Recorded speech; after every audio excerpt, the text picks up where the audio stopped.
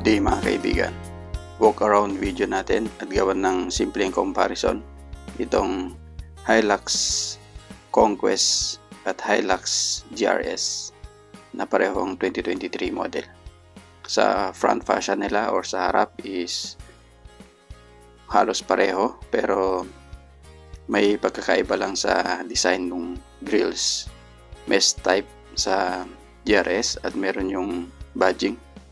Dito naman sa Conquest is grill type siya na merong accent ng chrome. Pero sa ilaw, headlights is parehong pareho. Sa gulong naman mga kaibigan ay pareho ng size. 18-inch na mags wheels wrapped in 265 60R18.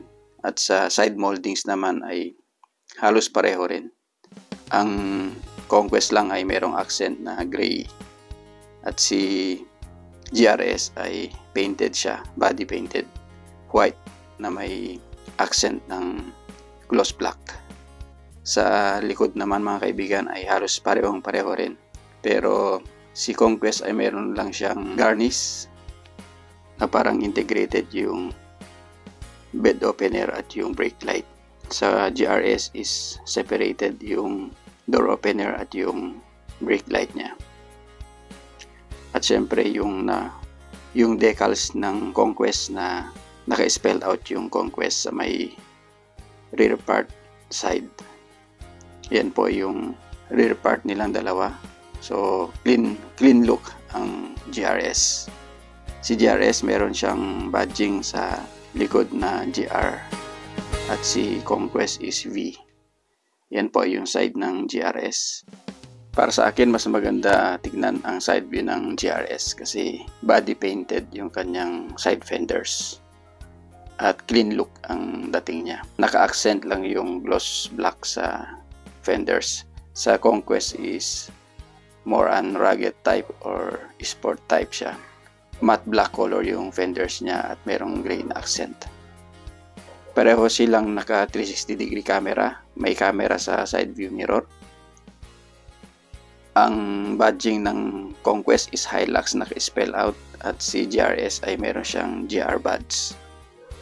Door handles is painted sa GR at matte black naman sa Conquest.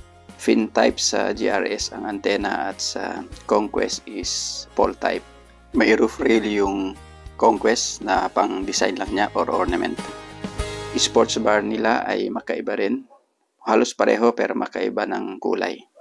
Gloss black yung accent sa GR tapos sa Conquest is gray. Sa gulong is mas maganda ang design ng mags ng GRS. Sporty look yung mags ng GRS at sa Conquest is rugged type. Meron ding GR design ang brake caliper ng GRS at sa Conquest is yung ordinary type. Sa brakes naman mga kaibigan, ang brake nila is pareho. Front is disc brake at sa likod is drum brake. Sa suspension is halos parehong-pareho rin sila. Walang pagkakaiba. Double wishbone with shock absorber sa harap at sa likod is rigid na leaf spring with monotube shock absorber. Full size na steel rim ang spare tire ng GRS. At sa Conquest is full size na alloy wheel yung pareho dun sa naka-mount. So lamang ang Conquest sa spare tire kasi regular mo siyang may rotate. Sa likod is halos the same. Yung ornament or yung garnish lang ng Conquest ang meron sa Conquest. At sa badging is GR badge sa GRS at sa Conquest is V. At ang halatang difference nila is yung Conquest. Meron siyang Conquest na naka-spell out. At si GR is wala. So, clean look ang dating. Yung accessory nila na sun visor or rain gutter. Kay GRS is may available na carbon design with GR buds at sa Conquest is the usual yung black or yung smoke type ang available. Pero yung sa GRS na design is pwede ding ilagay sa Conquest kasi pareho lang naman ng mounting.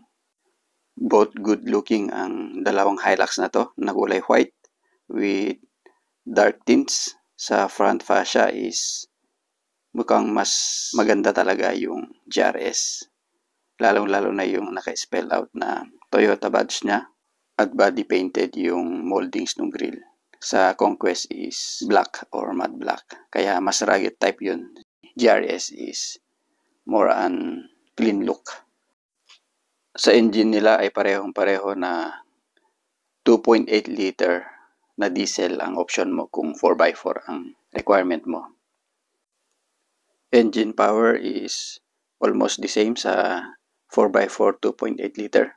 Pero kung 4x2 ang option mo is 2.4 liter na diesel naman yun. Mas mababa ang power at torque. Okay, that's all dito sa comparison video natin sa Hilux Conquest at Hilux GRS na 2023 model. Shout out at maraming salamat pala sa owner ng Hilux Conquest na finiture natin ngayon. Maraming salamat muli sa panonood mga kaibigan, lalong-lalo na sa mga valued subscribers natin. Malaking pasasalamat po ang pinapabatid ko sa inyo. Okay, that's all and thank you very much muli. As always, keep believing and trusting the Lord. Keep safe and God bless.